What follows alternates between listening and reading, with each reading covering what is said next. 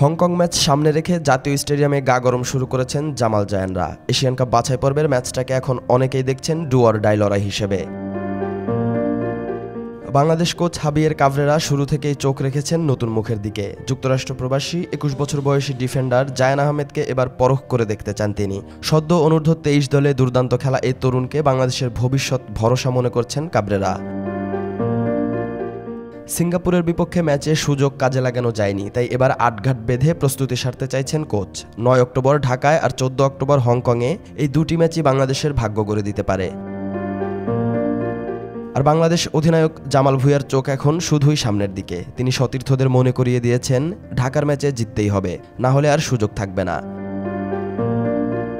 এদিকে হামজা চৌধুরী, সমিত সোম, ফাহমিদুল ইসলামদের মতো প্রবাসী খেলোয়াড়দের আগমনে বাংলাদেশের ফুটবলে সমর্থকদের আশা বেড়েছে। এবার সেই তালিকায় যোগ হচ্ছেন জায়ান। জামাল নিজেও আশাবাদী এই তরুণকে নিয়ে।